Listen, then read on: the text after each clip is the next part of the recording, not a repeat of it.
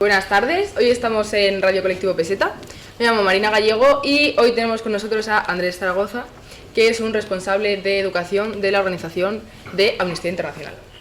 Hola, buenas tardes, encantado de estar aquí con vosotros y vosotras. Entonces, pues un poco para empezar, pues saber de dónde vienes, cómo definirías Amnistía Internacional. Bueno, pues al decir de dónde vengo, vengo más como activista normal que como del equipo de educación, porque en el equipo de educación lo que hacemos realmente es casi solo educación en derechos humanos, es decir, vamos a dar charlas a los institutos, a centros de mayores, a la universidad, etcétera, ¿no?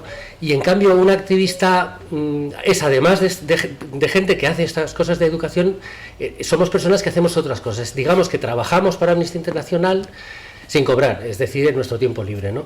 Y en mi caso, yo además de estar en el equipo de educación, y por eso he venido aquí, estoy en un equipo que se llama el equipo de países. Soy el coordinador del equipo de países y ahí nos ocupamos de, pues un poco lo que hace Amnistía Internacional en todo el mundo, ¿no? Tenemos repartidos, digamos, las zonas geográficas y nos ocupamos de todo lo que se relaciona con eso.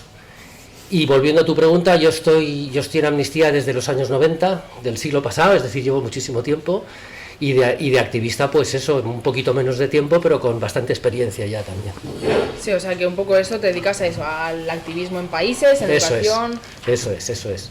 Y entonces, Amnistía funciona de una manera siempre la misma, digamos que tiene tres fases su trabajo. Primero investiga en los países. Por ejemplo, estáis oyendo hablar ahora de lo que está pasando en Ucrania, lo que está pasando en Afganistán, lo que está pasando en Irán. Pues eso, lo que cuenta Amnistía de eso es lo que investiga ella misma como organización. Tiene gente destacada en los sitios e investiga. Luego esa investigación se convierte en informes. El informe más conocido de Amnistía Internacional es el informe anual, que va a salir ahora, yo ya lo tengo acceso a él porque los informes de Amnistía primero salen embargados para que los conozcamos los activistas y luego ya salen a la prensa, digamos, ¿no?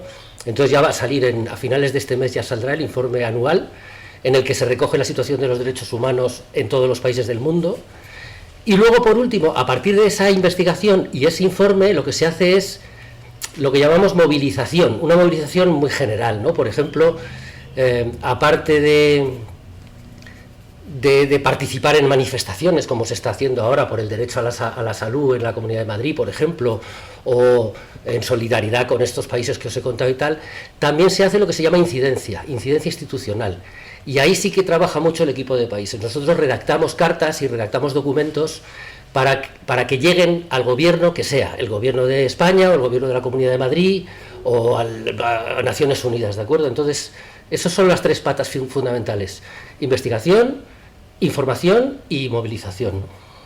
Muy bien, y si, por ejemplo, un joven, cualquiera de nosotros, sí, se hace la pregunta de que, pues eso, quiere luchar por los derechos humanos, ¿y cómo puede introducirse en el mundo de Amnistía Internacional o empezar a luchar y a ser activista en ese aspecto? Entrar en Amnistía es facilísimo, es entrar en la web y apuntarte, o sea, realmente no tiene mayor dificultad. Lo que pasa es que hay muchas maneras de ser activista, claro, el activismo de Amnistía Internacional es distinto respecto a otras organizaciones como Greenpeace, por ejemplo, o como Médicos Sin Fronteras, ¿no? Nosotros, en Amnistía Internacional, la parte asistencial, es decir, de ayuda directa a la gente, es muy pequeñita. Hay algo, pero es muy pequeñita. Lo nuestro es más eso de denuncia, de investigación y denuncia, ¿no? Entonces, la gente muy joven, yo creo que es más atractivo para ellos, aunque nos vendría muy bien en Amnistía que viniese muchísima gente joven. Claro, somos bastante mayores en Amnistía. Es cierto que, claro, quien más tiempo tiene somos los jubilados, tenemos más tiempo de dedicarnos a esto, ¿no? Pero bueno, a lo que iba. El activismo, digamos, de voluntario en organizaciones es más bonito, por así decirlo, cuando estás actuando tú directamente, ¿no? Y por eso he citado Greenpeace o Médicos Sin Fronteras. O esta mañana he leído que Greenpeace ha encerrado totalmente el Ministerio de Agricultura y con cadenas y tal para que no pudiesen entrar a trabajar en una protesta, ¿no? Eso es más entretenido, lo mío es más de estudiar, de informarme y de transmitir esa información, ¿no? Pero bueno, que también está muy bien. Entonces ya os digo, si queréis entrar en Amnistía Internacional, si estáis interesados, la mejor manera es entrar en la web y verlo.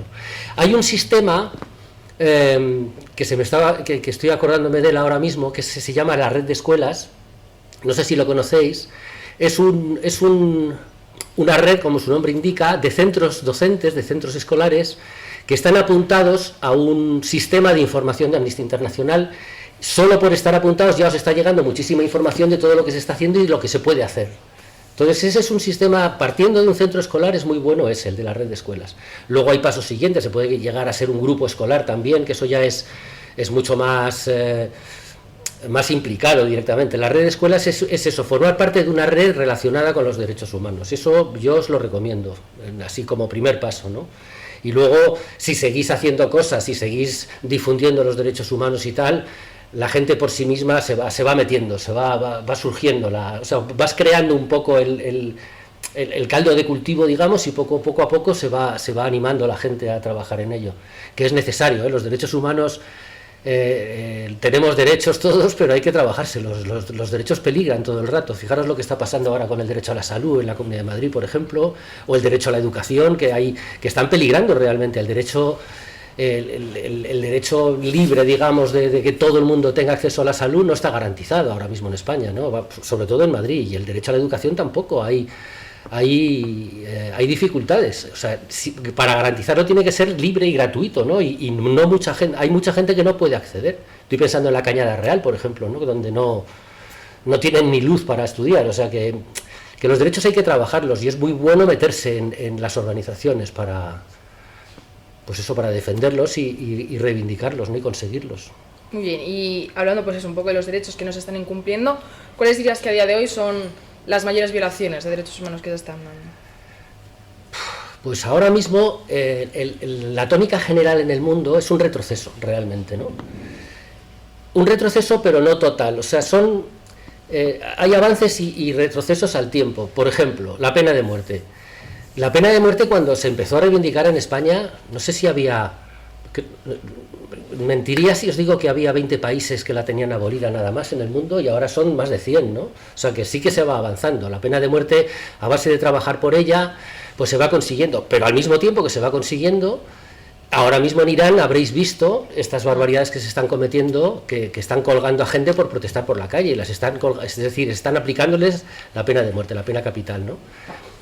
Otras cosas que hay países en los que los derechos en general han sufrido un retroceso brutal.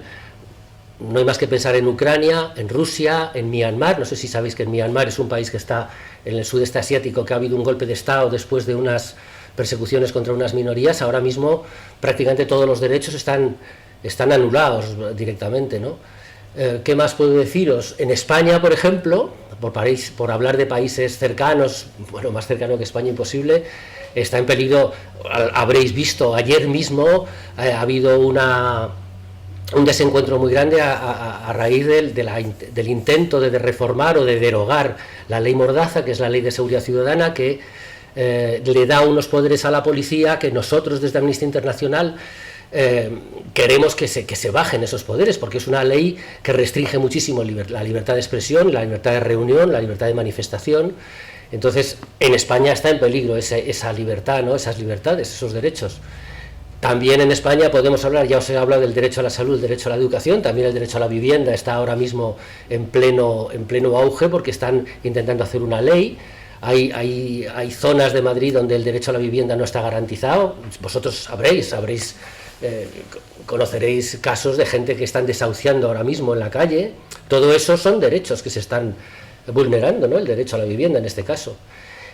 Y pues yo que sé, hay muchos derechos realmente que deberían de estar ya absolutamente claros, que se respetan, y no. Por ejemplo, el derecho a la tortura es un derecho que sigue existiendo en muchos países. Se utiliza la tortura para conseguir unas confesiones que luego te pueden provocar encima que te condenen a muerte. Es decir, en algunos sitios, yo hace poco he firmado en Amnistía Internacional tenemos en la página web lo que llamamos ciberacciones, que son firmas que tú haces online para pedir cosas, ¿no? Y hace poco he firmado por un señor en el estado de Florida, de Estados Unidos, que estaba condenado a muerte desde hace tiempo, y que pedíamos que no se le matase, y se le ha matado, ¿no?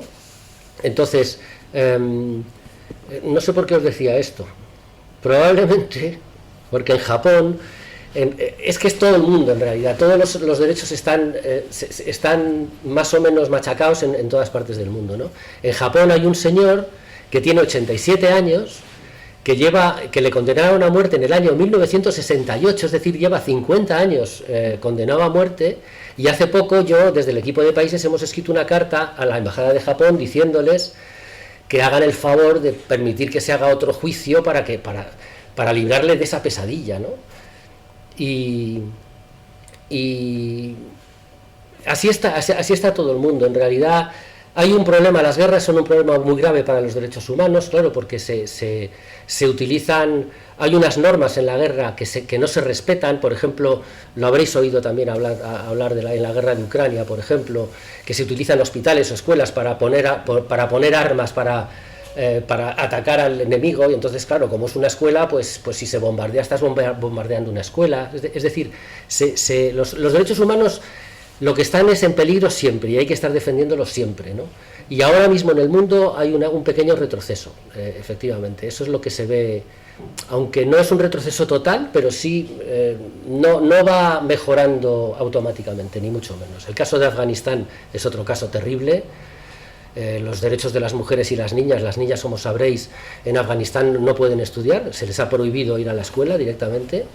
Claro, eso es una discriminación absoluta, porque las mujeres no y los hombres sí, ¿no? Por ejemplo, en Irán las mujeres pueden estudiar, pero no todas las carreras. Yo qué sé, hay muchísimos derechos que están ahora mismo en peligro. Desde Amnistía Internacional, nuestra historia, digamos, ha sido defender un poco, no sé si, os voy a hacer un pequeñín resumen de derechos humanos. Los derechos humanos se recogen en la Declaración Universal de los Derechos Humanos. Son 30 artículos donde están definidos pues alrededor de 30 derechos, más o menos. Hay alguno más, pero bueno. Entonces, hay una primera parte que son los derechos civiles y políticos, que son el derecho a la vida, el derecho a la libertad de expresión, el derecho a no ser torturado, que son unos derechos como muy iniciales, muy básicos, ¿no? También se pueden llamar de primera generación, porque son los primeros que se empezaron a hablar en la Revolución Francesa, yo que sé, son derechos como muy antiguos, ¿no?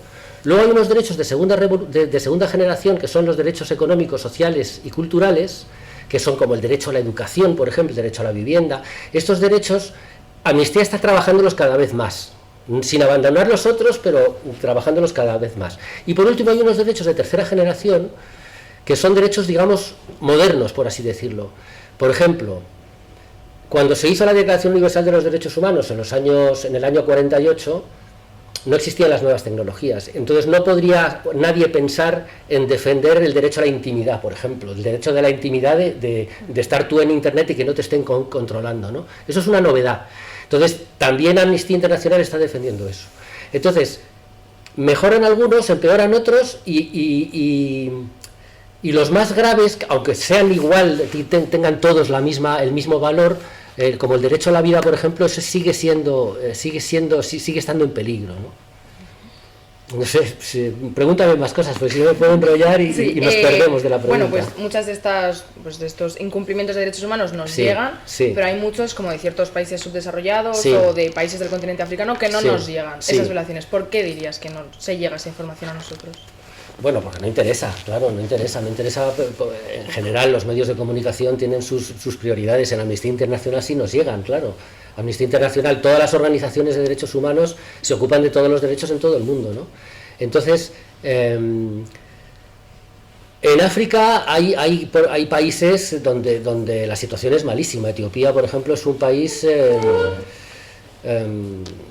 cuya situación es terrible, porque hay unas guerras permanentes en algunos sitios, en Etiopía en concreto, en la zona de Tigray, pues que son unas barbaridades permanentes, ¿no?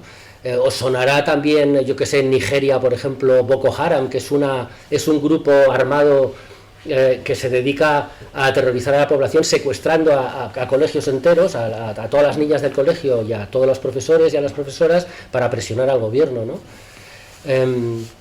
¿Cuál era tu pregunta? ¿Que por qué no nos llega la información? Que por qué no nos llega. No nos llega por eso, porque digamos que hay un momento de mucha atención. Por ejemplo, esto que os he dicho por encima de Myanmar. En Myanmar, en el año 2017 hubo una persecución de una minoría étnica que se llaman Rohingya, que es 1 millón de personas más o menos lo que quedaba en el país, que les expulsaron de su país, ¿no? Entonces hubo un momento que se habló mucho de ellos, de esta barbaridad, porque fue como muy brutal de repente, muy pues eso, una cosa que a todo el mundo le llamó muchísimo la atención durante unos pocos meses, pero luego eso pasó, ¿no? Luego hubo un golpe de Estado y volvió a tener una cierta repercusión, porque en ese golpe de Estado se destituyó a una persona que había sido Premio Nobel de la Paz, es una persona muy conocida que se llama Aung San Suu Kyi, que es una Premio Nobel de la Paz, una mujer que había tenido una trayectoria larguísima de lucha por las libertades en su país, y ha vuelto a decaer, ¿no? ¿Por qué decae? Pues a veces decae porque ya no hay interés, o porque se lo come el interés otra crisis. Por ejemplo, la crisis de Ucrania, en este caso, en este momento, ha prácticamente colapsado todo el resto de la información sobre el mundo, ¿no? Ahora casi solo se habla de Ucrania, y lo que está pasando, lo que pasó en Afganistán. Acordaros de Afganistán, cuando salieron las imágenes aquellas del aeropuerto, de gente huyendo como podía, salía como podía del aeropuerto de Kabul. Eso se habló, era todo muy llamativo. Fijaros lo que está pasando en Afganistán, y a los pocos días desapareció, ¿no? O lo de Irán, que en Irán está habiendo barbaridades todo el rato y no se habla de ello. Entonces, por un lado, porque una crisis eclipsa a las otras, y luego, por supuesto, por intereses. También hay intereses, ¿no? Hay intereses económicos muchas veces, porque hay crisis en las que es mejor no hablar de ellas, porque hay empresas que están metidas ahí, que es mejor que no se hable de ellas. Me voy a meter un poco en un jardín al decir esto, pero en Sudamérica hay un problema muy grave medioambiental, muy grave, ¿no? Y entonces hay unos defensores del medio ambiente, defensores de derechos humanos y del medio ambiente, que están perseguidos. Bueno, pues detrás de esas persecuciones hay empresas españolas, de Florentino Pérez, de ACS, por ejemplo, el Real Madrid, ¿sabéis, no?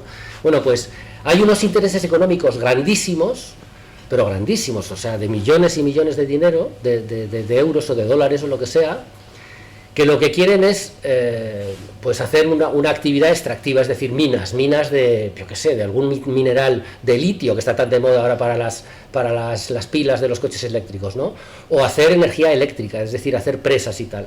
Bueno, pues eso se hace echando a la gente que vive ahí. Es decir, tú estás... Claro, aquí es muy difícil pensarlo, porque vivimos en una ciudad y aquí no nos es muy difícil que nos echen de una ciudad para extraer litio del suelo, ¿no? Pero si viviésemos en el campo, en la selva, puede haber ese mineral en el sitio donde vivimos nosotros, y entonces llega una empresa, ya te digo, española, alemana o americana o canadiense, me da igual, son empresas que no suelen ser del país, claro, suelen ser europeas, extranjeras. Entonces llegan y te echan de tu país, o sea, te echan de tu territorio y te quedas sin nada, ¿no? Entonces los defensores de eso, los que quieren defender eso, pues corren peligro de muerte. De hecho, hay casos, ayer o antes de ayer se cumplió el aniversario de la muerte de Marielle Franco, que era una defensora de... Esa no era tanto de medioambiental, pero vamos, está el caso de...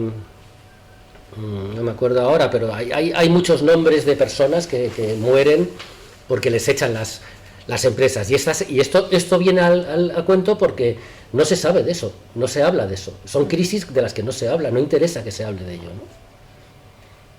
Bien.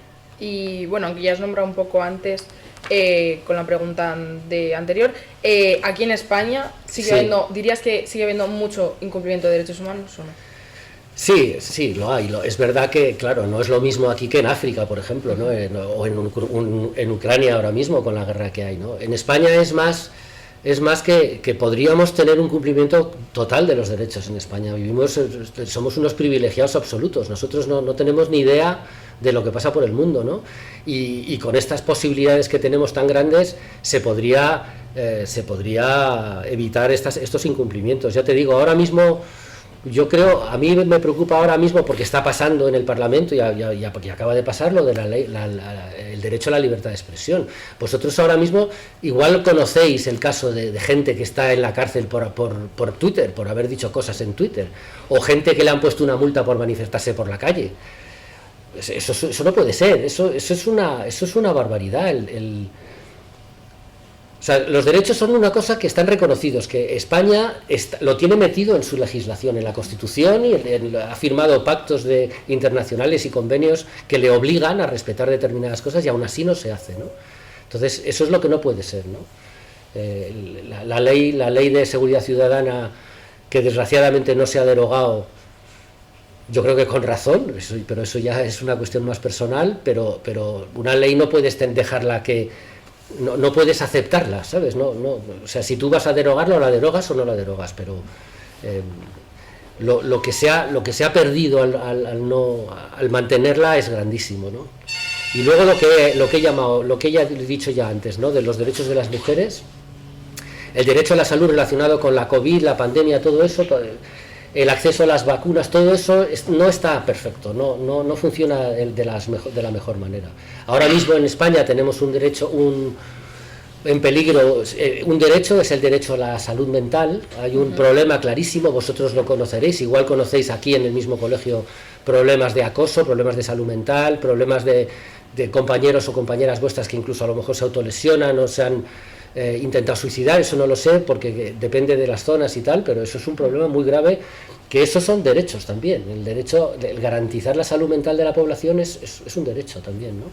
Bien, o sea que al final, de alguna manera, el gobierno debería asegurar ese cumplimiento de derechos. Eso es. Sí, eso es responsabilidad de los gobiernos, claro. Nosotros, en Amnistía Internacional, hasta casi siempre, digo casi siempre porque está empezando a modificarse un poco, a variar un poco, nosotros denunciamos a los gobiernos. O sea, por ejemplo, nosotros no podemos denunciar a una persona que hace algo o que no hace algo. Eso son los tribunales los que deciden si esa persona es culpable o no, pero los gobiernos sí que son los responsables de garantizar el cumplimiento de los derechos de la gente, ¿no? Pero con el paso, con la historia, las empresas están teniendo mucho poder. Es lo que os he contado antes de Sudamérica, ¿no? Están teniendo mucho poder y muchas veces también se les puede reclamar ese cumplimiento a las empresas, ¿no? Las empresas tienen la obligación, de hecho tienen unos códigos éticos y tal, y que tienen la obligación de respetar los derechos, no solo de sus propios trabajadores, sino también de la gente afectada por sus negocios, digamos, ¿no? Bien.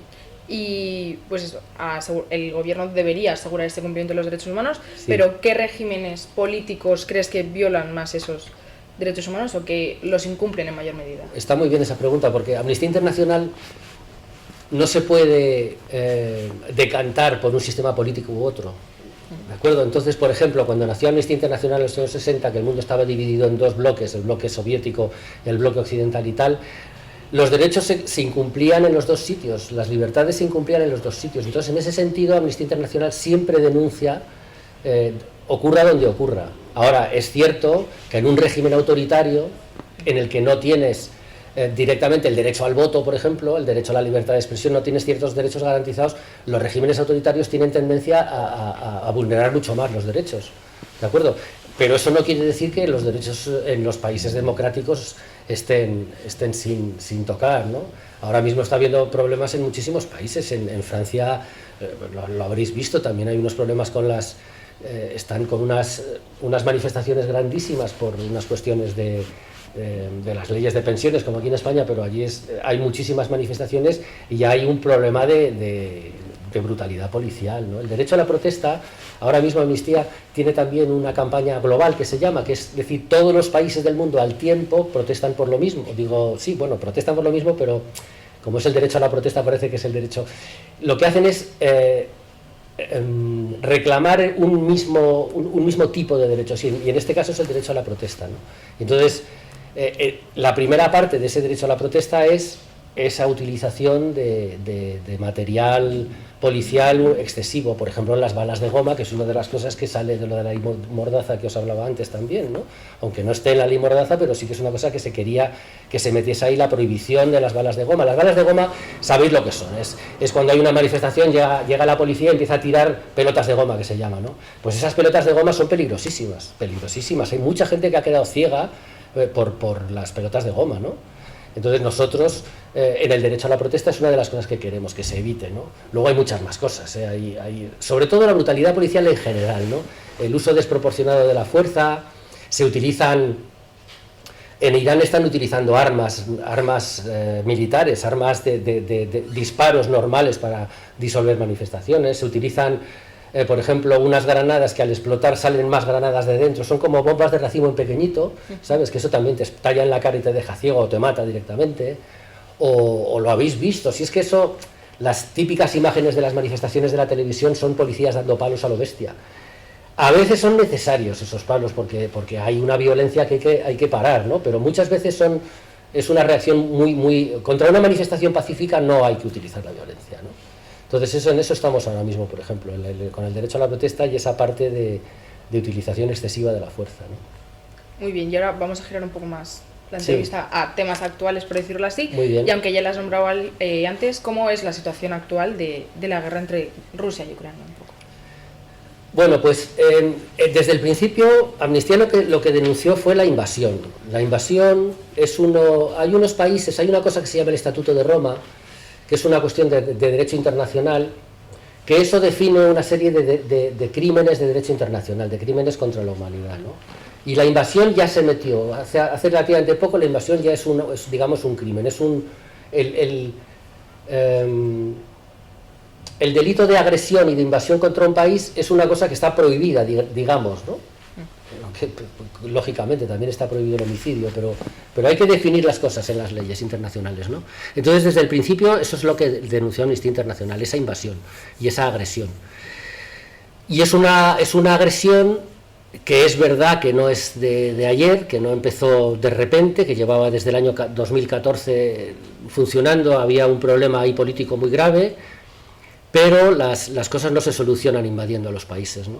Entonces nosotros siempre hemos denunciado eso, y dentro de esa denuncia pues todo lo que está pasando, ¿no? Estamos sacando informes permanentemente sobre esta guerra, empezó por la invasión, luego por la utilización de centros civiles para la guerra. Cuando estábamos investigando los centros civiles por parte rusa vimos que también Ucrania les estaba utilizando y entonces se lió una gordísima porque de repente nos estábamos metiendo con un país que había sido invadido y eso no puede ser. Pero bueno, creó muchos problemas. Eso es lo malo de ser lo más neutral posible, lo más objetivo. Si tú te metes con todo el mundo, te caen palos por todo el mundo, por todos los lados también, ¿no? Después de eso hemos visto cómo afecta a la gente desplazada. Las desplazadas son las personas que huyen de sus lugares, de sus ciudades o de sus casas y no se van a otro país, esos son desplazados. Luego están los refugiados que se van al país de al lado, entonces hay muchísima gente desplazada en Ucrania. Luego hablamos de... no sé si os acordaréis que hubo un acogimiento muy grande en toda Europa hacia los ucranianos, lo mismo que a los sirios no les hacíamos ni caso, esos se ahogan en el Mediterráneo, a los ucranianos sí les acogimos mucho. Entonces denunciamos esa doble vara de medir, ¿por qué los ucranianos sí, los sirios no? Yo qué sé, el problema de las mujeres siempre son más afectadas en las guerras porque de entrada ellas huyen, pero sus maridos no, porque tienen que quedarse para hacer la guerra, entonces se tienen que ir ellas solas con sus niños, ¿no? Y se encuentran con el peligro de la trata, que ha habido muchísima trata de mujeres ucranianas, con problemas específicos suyos, ¿no? de violencia sexual contra ellas, porque están completamente indefensas, ¿no? Estamos denunciando ahora, lo último que se ha denunciado, o lo penúltimo, es las personas mayores, que también están sufriendo más, porque claro, tienen menos movilidad, hay mucha gente que se ha quedado en los lugares donde está el frente, digamos, hay abuelos y abuelas viviendo allí porque no tienen dónde ir, y además ya para dónde se van a ir, ya se quedan ahí, ¿no? Entonces están muy afectados, ¿no? Y las mujeres también es lo último que ha salido ahora mismo, ¿no? Sobre Ucrania. Lo que habría que hacer es parar la guerra, clarísimamente, aunque Amnistía no es una organización pacifista, no, eso es difícil de explicar, así que no lo voy a explicar, pero no es pacifista. Amnistía no está contra la guerra por sistema, porque en el derecho internacional se reconoce el derecho a la guerra, el derecho a autodefenderte. Si tú te invade un país, tú te tienes que poder defender. Pero en fin, eso es complicado de explicar. Solo con eso ya podríamos discutir horas, ¿no? Y eso es el resumen de Ucrania, es eso, que a ver si se pudiese parar la guerra mediante el diálogo, ¿no? Sobre todo, ¿no? Y no mandando solamente armas, habría que intentar, las armas sirven para matar también, ¿no? O sea que habría que intentar pararlo, eso, claro. Sí. ¿Pero crees que mediante el diálogo se va a poder acabar ese conflicto? Sí, siempre, todos los conflictos se acaban dialogando, haciendo reuniones de alto nivel, presiones de todos los países. Y anteponiendo los intereses de las personas a los intereses de las empresas, pues sí, de las empresas de armamento o de la política, de la alta política. El diálogo es necesario, siempre los acuerdos son acuerdos de paz, acuerdos entre personas, ¿sabes? Siempre es así, siempre tiene que ser así. Es muy difícil, desde luego, es muy difícil, pero China ha intentado, ha habido varias iniciativas, ha habido una de China, Erdogan de Turquía también está intentando ahí ayudando. Se ha conseguido un acuerdo muy importante, sobre todo para países africanos, de permitir que Ucrania es un productor de grano de cereales grandísimo, entonces esos cereales, no sé si os acordáis del estallido del puerto de Líbano, de Beirut. No sé si os acordáis que fue un estallido brutal, que lo vimos y todos nos quedamos totalmente alucinados. Un edificio muy grande que había justo en medio del puerto, eso era un almacén de grano. Bueno, pues ese grano venía de Ucrania, por ejemplo. O sea, Ucrania tiene una importancia en la exportación de cereales grandísima a nivel mundial, ¿no? Entonces se ha conseguido que a pesar de la guerra esté en función... O sea, que sí que se puede hablar y se pueden conseguir cosas, naturalmente. Bueno, lo otro no, claro, la guerra es muy complicada porque está ese problema de las zonas prorrusas, de Crimea, de no sé qué, pero vamos, que lo único que se puede hacer ahí es parar la guerra, lo que hay que hacer. ¿Y es un conflicto que le ves que tiene todavía historia? Sí, tiene pinta de durar, sí, espero que dure poco porque eso se puede complicar, ¿no? Pero sí. Sí. Y bueno, ya casi terminando, un poco hablando de los talibanes, hace poco más de una semana fue el Día Internacional de la Mujer, el día 8M. Sí. Entonces, ¿cómo describirías la situación actual que están viviendo las mujeres que están en Afganistán? Y ya no solo las que están en Afganistán, sino ya a nivel mundial, las mujeres hoy en día, ¿qué situación se pueden encontrar? Bueno, Afganistán es el caso paradigmático, ¿no? de la situación de las mujeres en el mundo. Los talibanes cuando volvieron... Voy a decir una cosa que no lo voy a decir. Cuando volvieron los talibanes, prometieron que iban a permitir y que iban a permitir a las mujeres hacer su vida normal como habían hecho durante prácticamente 20 años. En Afganistán, antes de volver los talibanes, o sea, en Afganistán pasó que a finales del siglo pasado los talibanes invadieron el país para luchar contra Rusia, entonces se quedaron. Pero como era un sistema que era muy autoritario, muy duro, había un problema económico gigantesco, se consiguió una coalición internacional, para entendernos, consiguió entrar en Afganistán y consiguieron hacer una constitución y estuvieron viviendo desde el 2004 hasta el 2018, bueno, hasta que fue la revolución de los talibanes, como 20 años, un sistema de vida más o menos aceptable, ¿no? Muchísima corrupción, muchísimo cultivo de opio, y eso ha tenido unas consecuencias terribles, lo del opio, pero más o menos se consiguió. Había un derecho, un ministerio de la mujer, por ejemplo, donde había una ministra mujer, había un sistema... Afganistán es uno de los países más anticuados, por emplear una palabra, en relación a la mujer. Por ejemplo, los malos tratos a la mujer dentro del hogar en Afganistán son brutales. No sé si 8 de cada 10 personas, de cada 10 mujeres les han caneado en casa, ¿sabes? O sea, que es una situación malísima. Entonces, durante estos 20 años se consiguió defender bastante a las mujeres e intentar luchar contra esa situación tan discriminatoria y tan violenta contra la mujer, ¿no? Cuando llegaron los talibanes, ellos prometieron que iban a mantener eso y fue todo lo contrario, ¿no? Entonces fue un desastre. Por ejemplo, las juezas talibanes que consiguieron durante esos 20 años, hubo mujeres que consiguieron llegar a ser juez. Bueno, pues a las juezas las quitaron. Y no solo las quitaron, sino que empezaron a perseguirlas. Todas las juezas de Afganistán han tenido que huir del país. En España hay unas cuantas, yo he hablado con algunas, y las han pasado canutas, ¿eh? O sea, bueno, a mí me han contado cómo salieron del famoso aeropuerto y bueno, es que se te ponían los pelos de punta. Es decir, bueno, esta gente, tú estás hablando aquí con una persona que es un superviviente absoluto del caos más absoluto, ¿no? Entonces, a las mujeres las empezaron a putear, lo que he dicho, a perseguir. Por ejemplo, había directoras de prisiones también, que también fueron a por ellas.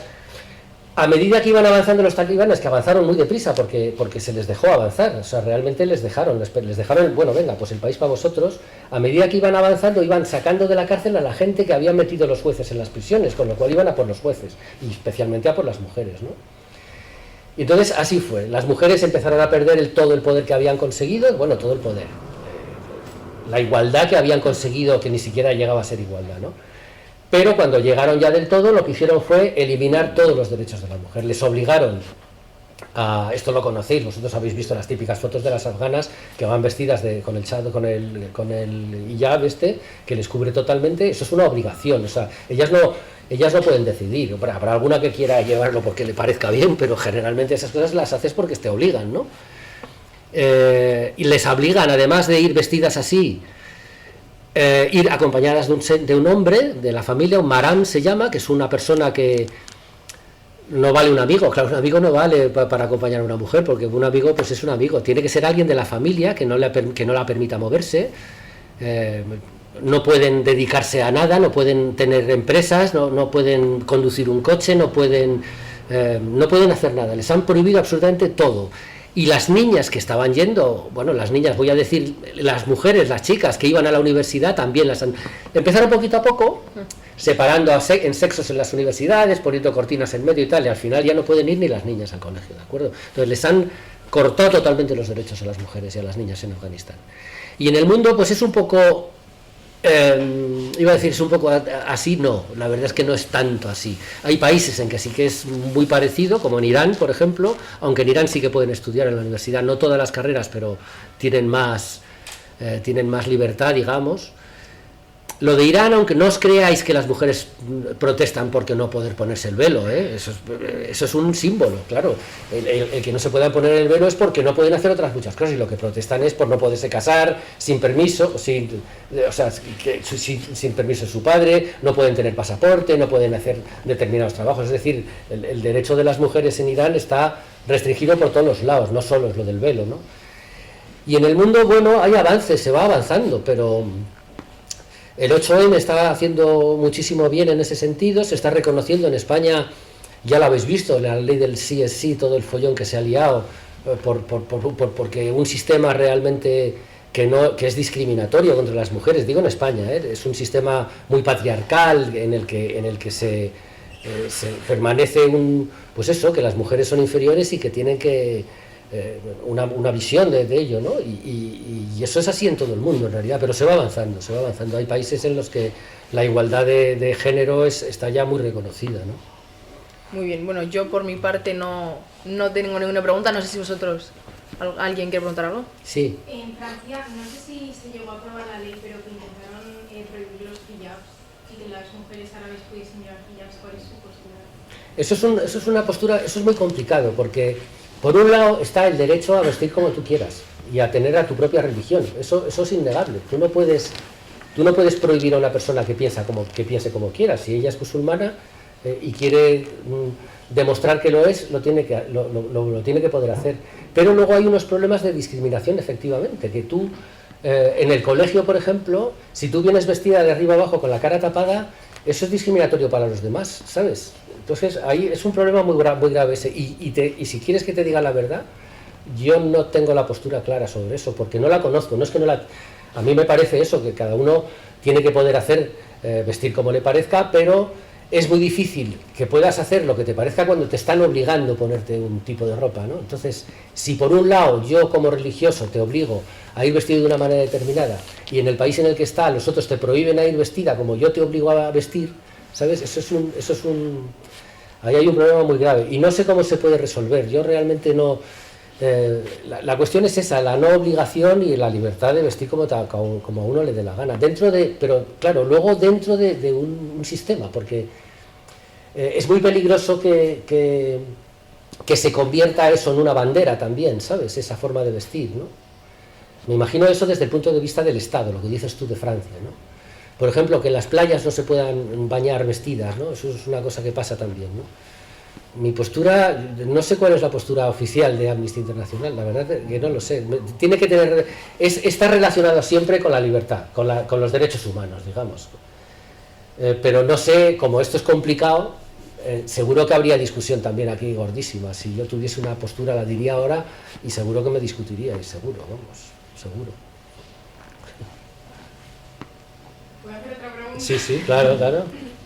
¿Cree que los descendientes de coreanos que viven en Japón, después de... O sea, Japón ocupó Corea, sí, y muchos coreanos fueron a Japón a vivir, y muchos de sus descendientes aún siguen viviendo en Japón?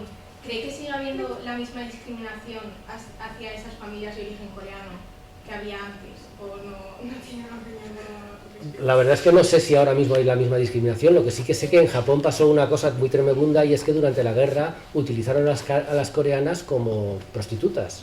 Y que hay un problema muy grave con eso, porque no se reconoce, Japón no reconoce abiertamente eso, no lo quiere reconocer. Entonces, eso está relacionado directamente con lo que estás diciendo. Seguro que sigue habiendo esa persecución, esa discriminación con los coreanos, pero no lo sé, yo no lo he leído eso, ¿sabes? Pero vamos, la cuestión de las persecuciones étnicas, de las minorías étnicas, es uno de los problemas más extendidos en el mundo. Prácticamente en todos los países los hay. El ejemplo en España son los gitanos, por ejemplo, ¿no? Es un ejemplo muy claro. Los gitanos son los gitanos. Es una minoría étnica que se les señala. ¡Pum! Y en Myanmar, como os he dicho, hay varias minorías étnicas que también están perseguidas hasta el punto que el gobierno les bombardea directamente con aviones, ¿no? Y hay minorías en muchísimos países. En Turquía tienen los problemas con las minorías kurdas. Está la guerra en Armenia, en Azerbaiyán, también están los problemas con los azeríes.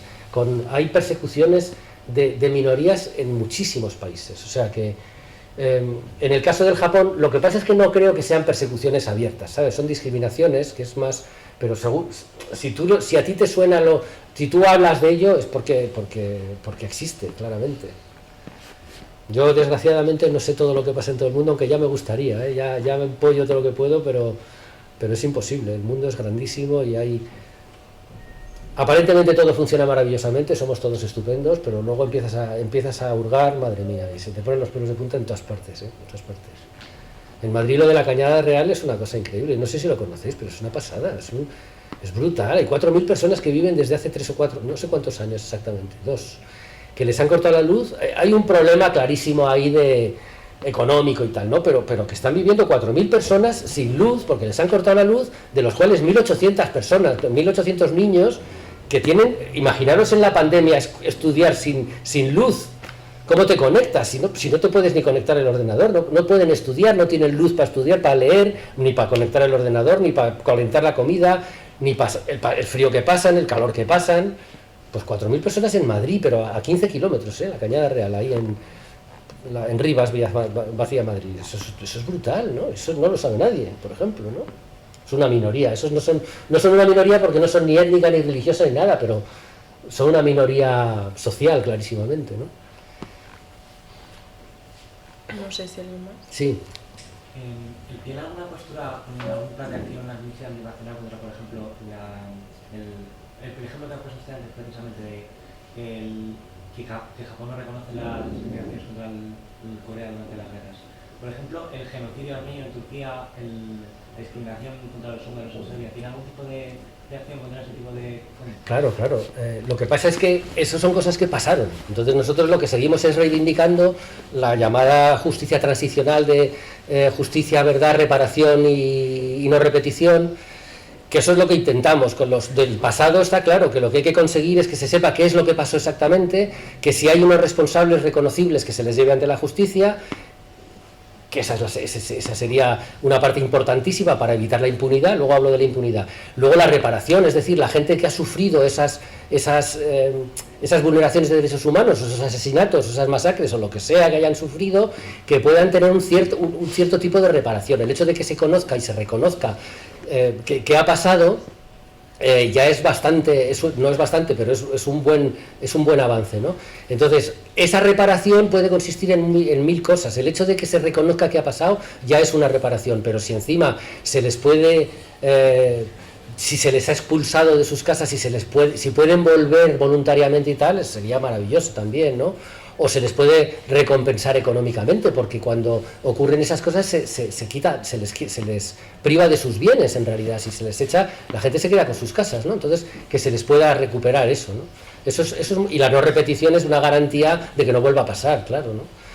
Eso es muy importante. Eso en España tenemos también ese problema, clarísimamente, con las víctimas de la guerra civil. Eso es no solo en Armenia ni en Japón, ¿no? En España también además está muy vivo. Hay una Secretaría de Estado de Memoria Histórica ahora mismo que se está ocupando de eso, y eso es gracias a la presión de la gente y de organizaciones, ¿no?, que lo consiguen.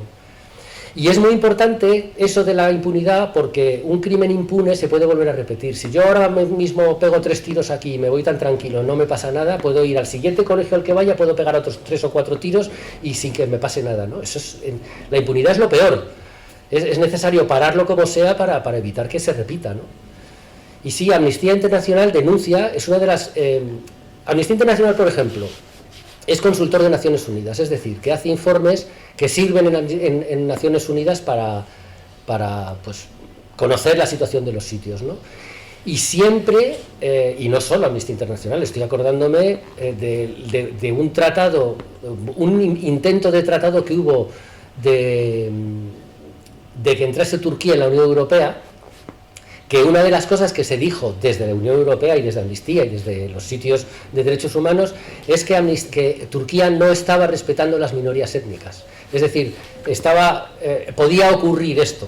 De hecho está ocurriendo con los kurdos en Turquía, es permanente. No sé, el terremoto que ha habido ahora, sabréis que ha habido un terremoto muy grave en Turquía y Siria, pues ha habido serios problemas con las minorías, ¿no? Con las minorías kurdas, porque además como son enemigos supuestamente de Turquía, pues claro, las minorías no tienen los mismos derechos, en Turquía quiero decir, ¿no? Y claro, eso nosotros lo denunciamos, intentamos que no ocurra eso.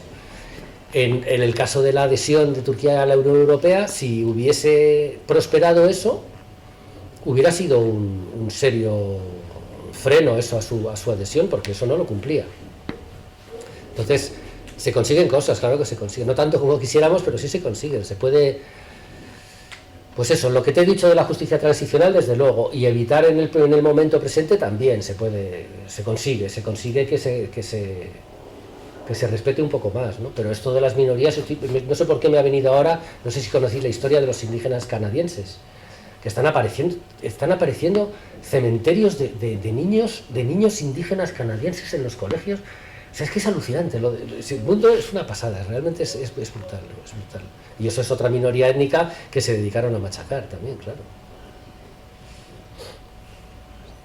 Sí. ¿Tiene Amnistía Internacional alguna postura oficial frente al conflicto entre Israel y Palestina? Joder con las posturas oficiales, eso es lo más difícil del mundo.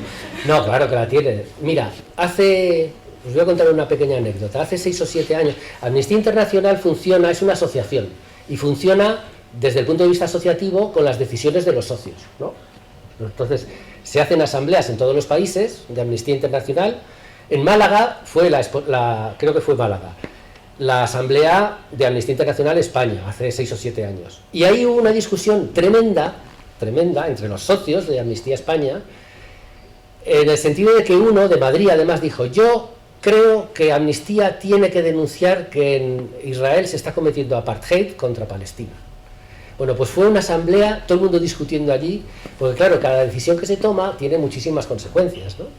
Y denunciar a un país porque está haciendo apartheid no es ninguna tontería, y menos a Israel con el poder que tiene político, ¿no? Bueno, pues se consiguió, se decidió que sí, que Amnistía España iba a pedir a la Asamblea Global, que se llama, que es la Asamblea de todos los países, que declarase que Israel estaba cometiendo apartheid contra Israel, contra los palestinos de los territorios ocupados, y se consiguió hacer. Y hace poco, después de 5 o 6 años, se hizo una investigación grandísima, y hay un informe de 300 páginas que demuestra que Israel, desde el punto de vista de Amnistía, lo demuestra con investigadores de Amnistía, que Israel está cometiendo apartheid en los territorios palestinos ocupados. El apartheid es otra cosa que antes se habla del Estatuto de Roma, el apartheid es otro de los crímenes contra la humanidad, ¿de acuerdo? Pero en cambio, Amnistía todavía no ha sido capaz de decir que hay una ocupación militar de los territorios ocupados. O sea que parece obvio que lo hay, ¿no? Es una ocupación, que están bombardeando y tal, pero todo tiene su justa definición, digamos. Entonces, hay apartheid porque ya lo ha reconocido también Naciones Unidas y se ha denunciado como tal, pero esa es nuestra postura oficial, el apartheid, ¿no? Que efectivamente no están respetando a los palestinos de los territorios ocupados, ¿no? Pero lo de las posturas oficiales es muy difícil porque, claro, yo soy un simple activista, yo no soy un dirigente, digamos, de Amnistía Internacional. Entonces, claro, a veces prefiero no decir nada porque claro, puedes meter la pata, puedes decir, pero si eso no lo dice Amnistía, ¿esto que dices? Si eso no es, ¿no? O sea que sí. Pero sí, en este caso es eso, denunciamos el apartheid. Yo os animo a que hagáis lo de esto que os he dicho, ¿cómo se llamaba? Las escuelas, ¿cómo era? ¿Grupo de escuelas? No, se me ha olvidado ahora. ¿Escuelas? Red de escuelas. Red de escuelas, eso sí, red de escuelas. Porque la red de escuelas, si formáis red de escuelas o participáis en una cosa de derechos humanos en el centro, sobre todo los que sois más mayores, eso os da la oportunidad de hablar en público, de ir a contar a otras clases cosas, y eso es buenísimo realmente. Porque si ahora vosotros, bueno, a lo mejor precisamente porque estáis aquí, digamos que lo lleváis mejor, ¿no? Pero hablar en público no es tan fácil, ¿eh? O sea, ponerte delante de 20 animales, lo digo en buen plan, ¿no? Que se van a meter contigo y te van a tirar cosas y te van a... Es difícil, no es tan fácil, ¿eh? No os creáis. Entonces, es una excusa buenísima lo de los derechos humanos para explicar a los demás, para hablar, yo qué sé, para soltarte un poco, ¿no? Sí, eso, yo os lo recomiendo. Es una cosa que me ha llamado mucho la atención. Yo conozco varios grupos escolares que hay un poco de todo, hay institutos de bachillerato y tal, y cuando vas allí dices, joder, estos como qué bien lo llevan, qué bien se expresan y qué facilidad tienen, ¿no? Estuvimos en un sitio que se llama el Colegio Lourdes, que está por ahí por el... No sé si lo conocéis, está por cerca de Boadilla, vamos, aquí en Madrid. Y vino un defensor en nuestros actos, cuando intentamos hacer actos, hacemos un encuentro de grupos escolares, intentamos traer defensores, es decir, gente que ha sufrido en sus carnes todo lo que os he contado, porque yo a fin de cuentas soy un simple activista, os puedo contar experiencias, pero un poco alejadas o sea, que a mí nadie me ha perseguido por hacer esto que estoy haciendo, ¿no? Pero hay gente que sí, que se la persigue, ¿no? Entonces vienen y cuentan su historia y son muy potentes porque te estás viviendo lo mal que lo han pasado, te están transmitiendo y te están pidiendo su ayuda y tal, ¿no? Y en estos sitios yo alucino con las preguntas que les hacen los niños. El otro día a este hombre, un tío de 12 años, un chavalín de 12 años, le hizo una pregunta que el otro se quedó como... Se le saltaron las lágrimas de la pregunta que le hizo, ¿no? Y eso es muy bueno, es un tipo de formación diferente, ¿sabes? Para vosotros, quiero decir, ¿no?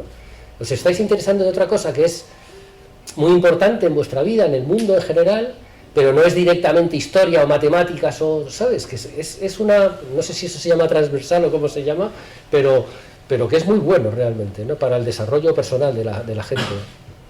Yo no lo conocía porque no llevo mucho tiempo en el equipo de educación en el que estoy, llevo relativamente poco y me llamó mucho la atención lo bueno que es. Te hace pensar, piensas en otras cosas, no solo en lo que tienes al lado, ¿no? Esto mismo, de prepararte una entrevista, todo esto es estupendo, hombre, te saca pues de la rutina del colegio, ¿no? Llegas aquí, pum, estudias la asignatura, no sé qué, la pregunta, el examen, te vas. Hombre, tiene una parte buenísima de compartir con tus compañeros y tus compañeras, ¿no? Pero el contenido es muy bueno también. No sé si algo...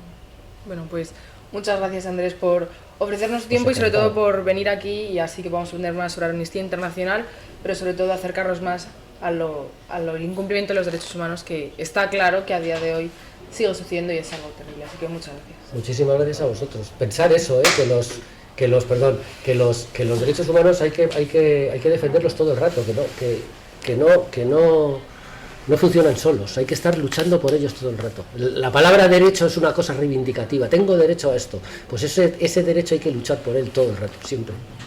¿De acuerdo?